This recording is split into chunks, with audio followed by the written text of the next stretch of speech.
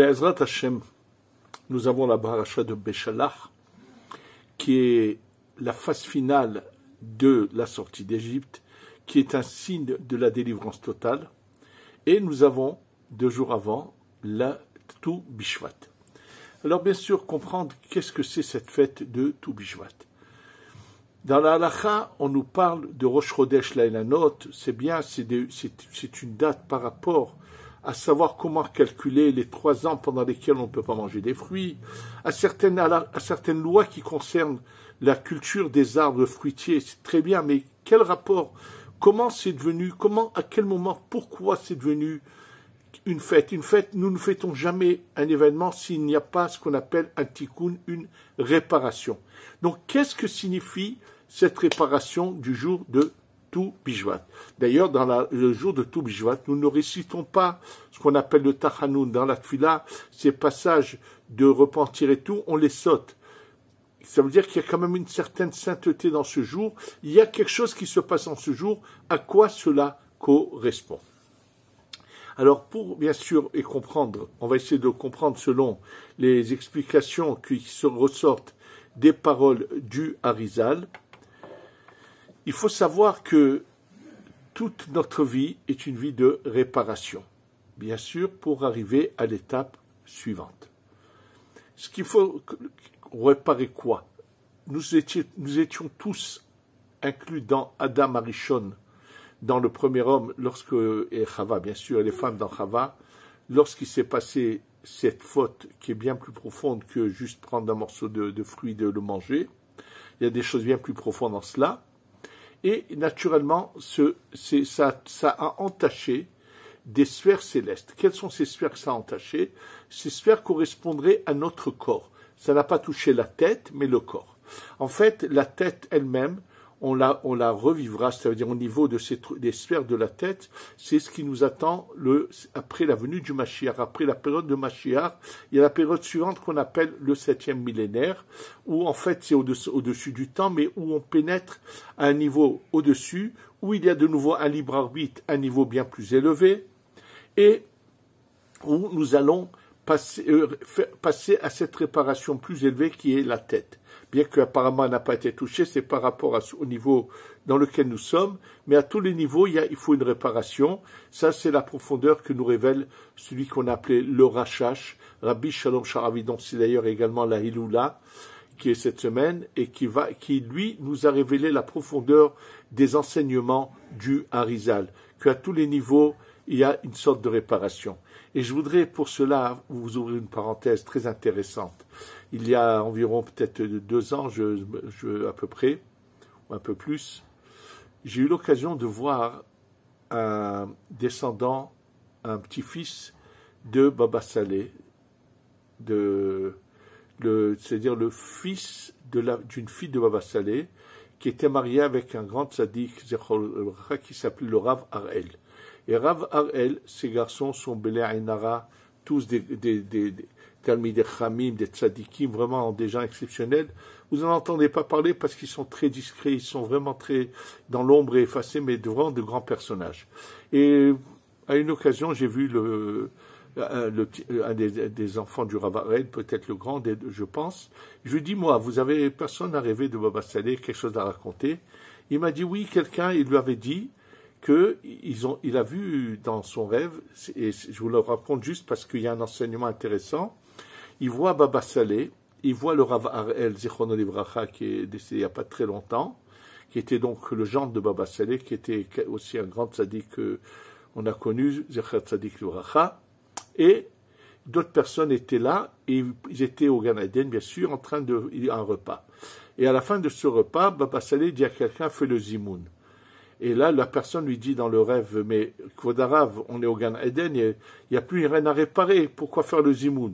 Il lui a dit, oui, il y a quand même des choses à réparer. Et en fait, c'est extraordinaire parce que c'est vraiment les paroles que le Rashash nous a révélées qu'à tous les niveaux, il y a des réparations. En tous les cas, nous savons que donc tout est une réparation. Ces réparations ont commencé, bien sûr, lorsque la naissance du peuple d'Israël, c'est la sortie d'Égypte.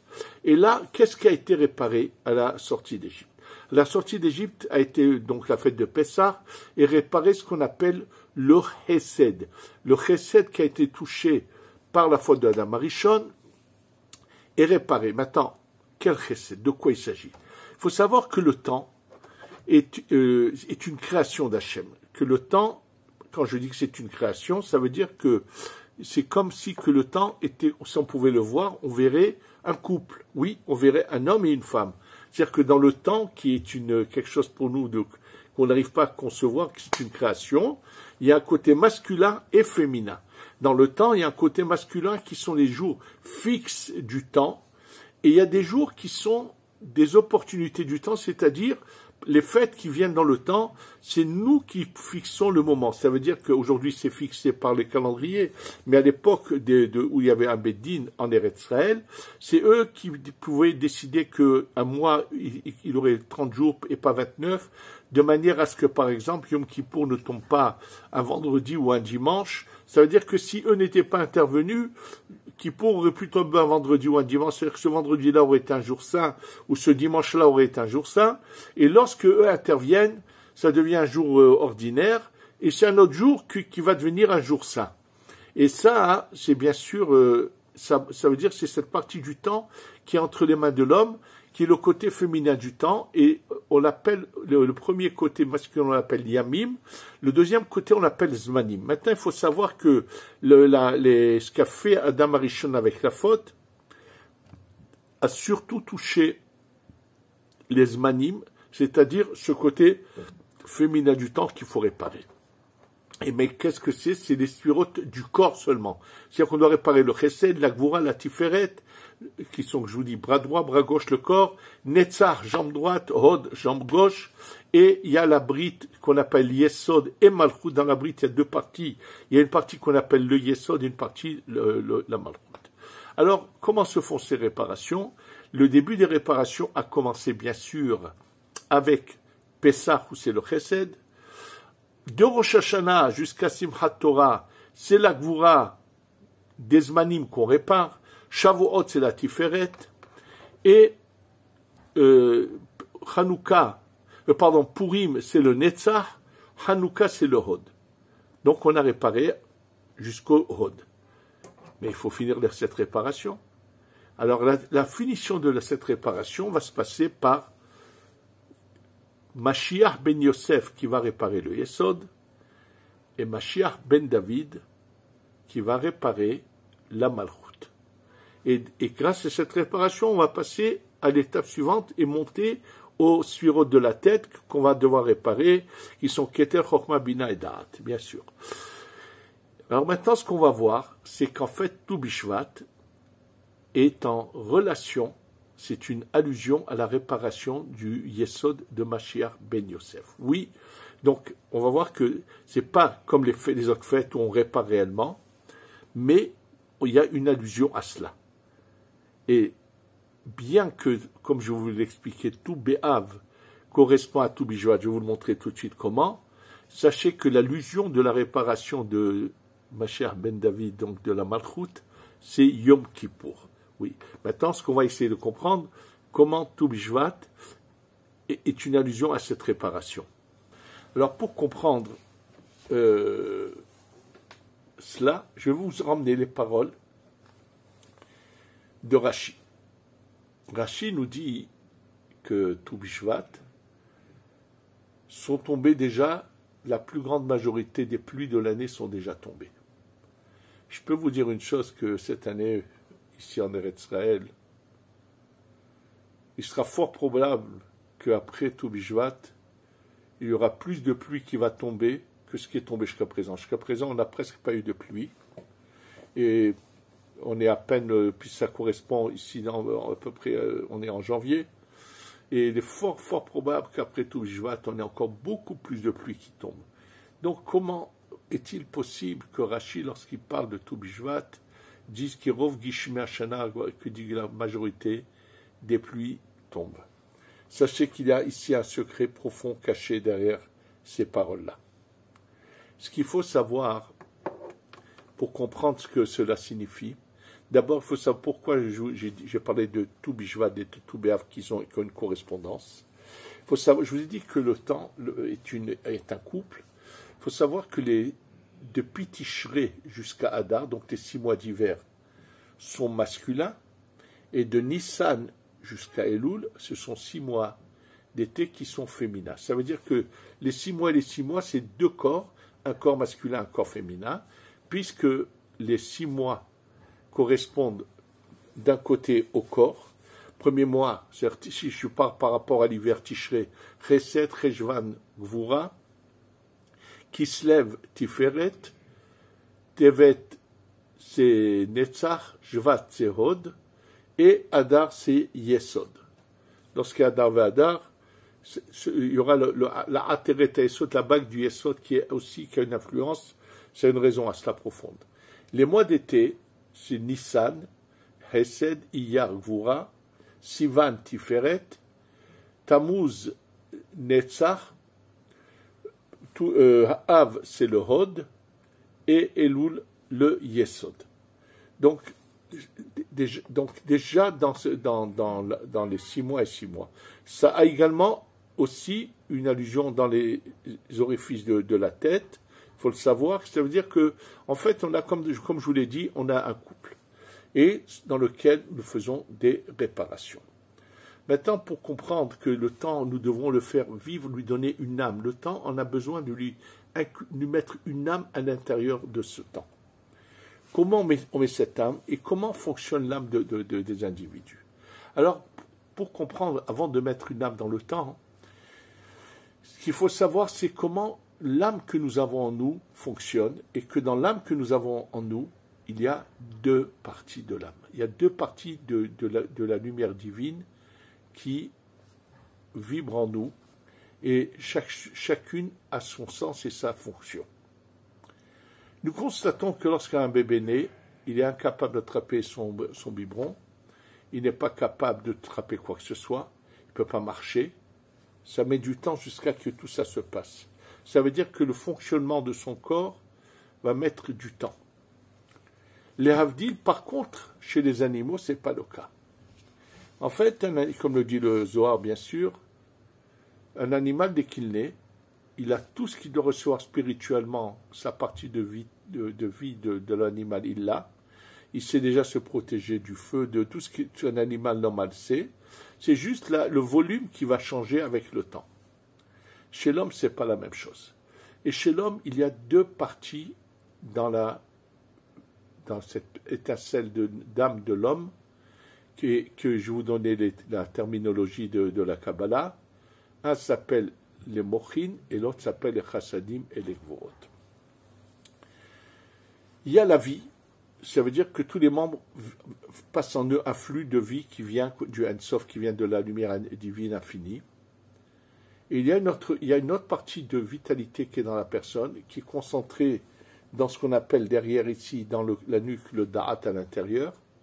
Et là, c'est une partie de vitalité qui va permettre aux organes de se mouvoir, de bouger, d'agir. Hachem Ishmo, celui qui est paralysé et qui ne peut bouger aucun de ses membres, c'est que chez lui, la racine de cette vitalité se trouve dans le da'at, mais ne se répand pas dans son corps. Oui, et alors chez un bébé, quand il naît, il a déjà ce qu'on appelle les mochin, il a cette partie qui est la vie, mais dans ces mochin, il y a plusieurs niveaux. Il a le niveau le plus bas, qui est le niveau que lorsqu'il a faim, va le faire pleurer, lorsqu'il a mal, il va pleurer, et ainsi de suite. Mais cette partie qui est de faire descendre cette lumière qui va lui permettre de faire bouger ses membres, il ne l'a pas, il va l'acquérir petit à petit. C'est cette partie qu'on appelle les chassadim et gvurot qui se répandent dans le corps pour que le corps puisse se mouvoir. Et combien il y a de chassadim qui descendent dans le corps? Ils sont 5. Il y a le chesed qui vient dans le bras droit, il y a un chesed qui vient dans le bras gauche, il y a un chesed qui vient dans la tiferet, il y a un chesed qui vient dans la jambe droite et un chesed qui vient dans la jambe gauche. Au total, nous avons 5 chassadim. Chesed sheba chesed, chesed sheba gvura, chesed sheba tiferet, chesed sheba netzach, chesed sheba hod. Et chez les femmes, c'est la même chose, mais ça s'appelle des gvurot. C'est pareil, elles ont la racine et ça se répand dans le corps. Et là, le Harizal dans deux endroits dans tous ses écrits, il nous dit, c'est le moment où je vais te révéler quelque chose, où il explique qu'en fait, cette lumière qui se répand dans le corps est appelée Maïm Hamakdilim et Ta'ilan. Cette partie qui fait que notre corps puisse se mouvoir est appelée l'eau qui fait grandir l'arbre. N'oublions pas que l'homme est appelé qui a Adam et Sassadeh. L'homme est appelé l'arbre des champs. Et c'est pour ça que je vous ai dit tout de suite que tout Bishvat, c'est une fête qui concerne les hommes. Et à son encontre, il y a tout Béhav, qui est une fête qui concerne les femmes. Et je vous fais tout de suite remarquer que tout Bishvat est, par rapport aux Sfirot, on est dans la 5e Sphira au milieu. Ça veut dire, on a passé dans Tishrei Chesed, Cheshvan Vura, Kislev, c'était Tiferet, Tevet, c'était le Netzach, et nous sommes dans le Hod, au milieu du Hod. Ça veut dire qu'il y a eu 4 chassadim et demi sont déjà présents, et ça s'appelle, c'est l'eau qui fait grandir l'arbre. Alors déjà, vous comprenez que Rashi, lorsqu'il dit Rov Maïm Amagdilim et Taïlan, la grande majorité de l'eau qui est tombée, ça veut dire c'est cette eau qui fait grandir. D'ailleurs, Hachem Ishmo, Hachem Yatzilenu, que Dieu préserve, lorsqu'un enfant naît handicapé et qui va être toute sa vie sur une chaise roulante, vous voyez que ces corps d'enfants ne grandissent pas à peine. Ça veut dire qu'ils n'arrivent pas du tout à la taille normale d'un autre enfant. Quand ils ont cet handicap où il y a quelque chose qui fait qu'ils vont être toute leur vie handicapés depuis la naissance, maintenant, il faut savoir que c'est cette lumière qui fait donc que les membres puissent se mouvoir et agir. Et là, il est dit que dans notre corps, bien sûr, il y a encore une lumière, mais qui n'apparaît qu'à des moments précis. De quoi s'agit-il? Lorsque un homme veut s'accoupler, sauf que Hachem Ishmor, quand un homme est impuissant, que se passe-t-il? Pourquoi il est impuissant? Parce que cette lumière qui aurait dû descendre dans son organe, qui va le faire vivre pendant un moment, ne descend pas. Mais chez les hommes qui ne sont pas impuissants, à un moment précis, au moment où ils doivent s'accoupler, tout d'un coup, ce membre qui est un membre mort se met à devenir comme un membre vivant qui peut agir comme nos autres organes. D'où vient cette lumière que reçoit ce qu'on appelle le Yesod, cet organe qu'ont les hommes, qu'on appelle la Bérite? C'est lorsque tous les autres organes vont prendre de leur lumière, la donner. Bon, dans la physique, dans la médecine, on sait que c'est un organe qui se remplit de sang, qui lui permet mais ça c'est le côté de la matière. Mais qu'est-ce qui fait qu'il y a ce mouvement qui se fait? Il faut savoir que c'est une lumière qui vient de tous les autres organes, qui se rassemble, qui donne au Yesod. C'est pour ça que dans la Kabbalah, le Bérit est appelé Kol. Kol qui veut dire l'ensemble de tout, et qui a la valeur numérique de 50. Oui. Kol, c'est Kaf Lamed, 20 et 30, ça fait 50, parce qu'en fait, il reçoit des autres chassadim. Et là, la question que pose l'Arizal, il dit pourquoi Dieu a fait que ces lumières des autres organes doivent se déverser. Attention, il ne s'agit pas de la vitalité du sperme, pas du tout. Il s'agit de la vitalité du membre. Ce qui passe à travers le membre qui est de sperme, sa vitalité vient d'ailleurs totalement, rien à voir avec ça. Je parle du fait que ce membre est un membre mort ou vivant. Et ça, lorsqu'il est vivant, c'est lorsqu'il reçoit des autres membres. Il demande le Harizal, mais pourquoi n'a-t-on pas fait, pourquoi Dieu n'a pas-il fait qu'il ait un chesed à lui tout seul? Il dit parce que s'il avait eu un chesed à lui tout seul, ça aurait été un membre qui aurait été constamment vivant, comme les autres organes que je peux mouvoir. Or, ce n'est pas une nécessité, puisque c'est une nécessité qu'au moment de cette mitzvah de s'accoupler quand c'est fait dans les règles de la Torah, bien sûr. D'où la gravité de ceux qui l'utilisent de manière incorrecte en le rentrant dans un endroit où il ne faut pas. Ils font passer d'une lumière et la font passer du mauvais côté. Ce qu'on appelle, c'est donner de la force aux forces du mal, à la sitra achara. Alors sachez que à tout Bishvat. Quand est-ce que les membres peuvent donner? Lorsque même reçoivent la lumière. Or, dans l'année, c'est pareil. Donc, c'est une fois qu'eux ont reçu, donc on a eu 4,5, à ce moment-là, ils peuvent déverser vers cet organe, et cet organe peut être vivant. Donc, c'est tout Bishvat fait allusion à cette lumière qui rentre dans le Yesod, et le Yesod se réveille. C'est le réveil du Yesod, il peut agir, et il peut y avoir l'accouplement. Sa séquence, c'est à tout Bishvat. À l'encontre chez les femmes, c'est tout Béhav, c'est le 5e mois, c'est pareil, c'est exactement dans les 6 mois, c'est le mois qui correspond exactement à la même chose. Et qu'est-ce qui est marqué sur tout Béhav? Que c'était le jour des Shidduchim, le jour des rencontres, où les femmes, il y avait toute une fête qui se passait en Eretz Israël, où il y avait des femmes qui représentaient les différentes catégories de jeunes filles, et il y avait des rencontres qui se faisaient, bien sûr, ce jour-là. Et ce qui est très, très intéressant de voir, c'est que la Gemara, dans Masechet Ta'anit à la fin, elle dit Lo hayu yomim tovim kemo tu bishvat et yom kippurim. Tu be'av, pardon, tu be'av et yom kippurim. Elle rejoint Kippour avec tu be'av. Je vous ai dit que Kippour, c'est l'allusion à la réparation de la Malchut. Le Mashiach ben David, c'est une allusion à cela. Or, Malchut, c'est le féminin. Donc, il ressort de la Gemara que les rencontres commençaient à Tou B'Av et à Yom Kippour, à un moment peut-être entre l'arrêt dans la prière, il y avait l'accord total de se donner ce jour-là pour concrétiser que ces personnes allaient se marier ensemble. Oui, c'est dans la fin de Masechet Ta'anit où on le voit. Donc, on est dans la même image de masculin et féminin. Donc, en fait, quand nous sommes ce soir de Tou Bishvat, où on fait des brachot, on récite des bénédictions sur toutes sortes de fruits, on fait également mésonotes sur tout ce qui est mangeable, on fait des brachot. Il faut qu'on sache que par nos bénédictions, on est en train d'essayer d'activer la délivrance totale, parce que la réparation de ces dernières surotes Yesod et Malchut, pourquoi nous ne le faisons pas? Ça va être le Mashiach, parce qu'elles sont les plus bas et c'est les plus durs à réparer. D'ailleurs, la réparation des 3 sphirotes supérieures, Chesed, Vura, Tiferet, sont mentionnées dans la Torah.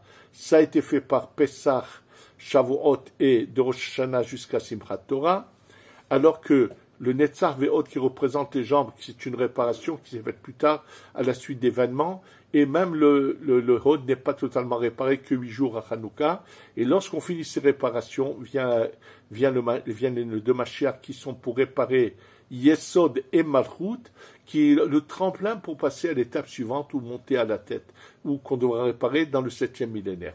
Donc c'est pour ça que je vous avais déjà expliqué que Yemot HaMashiach, c'est dans le 6e millénaire, et vient ensuite l'étape d'après. Donc en fait, le jour de Tou Bishvat, c'est pas un jour de fête comme les autres, parce que nous ne pouvons pas faire ce que le Mashiach ben Yosef va faire, mais nous avons une allusion à cela, et si c'est un moment propice, et il n'y a pas de hasard qui tombe juste là, dans la paracha de Béchalach, où il a traversé de la mer, qui est en fait une vraie naissance. Il rentre dans la mer et il ressort de notre côté, c'est une sorte de grand mikvé, parce que c'est la vraie naissance totale du peuple d'Israël, qui sort de l'idolâtrie et qui se purifie pour être au service d'Hachem. Donc en fait, c'est qui est finalement la délivrance totale. Puisque sortie d'Égypte n'est que la première étape de cette délivrance, la finalité c'est à Tou Bishvat, à Béchalach, dans la traversée de la mer. Il faut que nous sachions que nous sommes en train de vivre ces derniers moments de cet exil, et que voilà, sera une opportunité ce jour-là, en faisant des brachot, de demander à Kadosh Baruch Hu de nous délivrer totalement, qu'on ait enfin la Géoula Shlema, et que le Beth Amikdash descende tout de suite avec la venue du Mashiach, et qu'on soit enfin délivré, et qu'Hashem mette un terme à toutes nos souffrances, anéantisse tous nos ennemis, et que le Mashiach se révèle, et bien sûr va combattre tous ceux qui voudront nous faire du mal, et qu'on puisse passer d'abord à cette période de Yemot HaMashiach, et ensuite à l'étape suivante, au service d'Hachem, qu'on le fasse, qu'on le réussisse. Be'ezrat Hashem, Amen, Ve Amen. Gloire,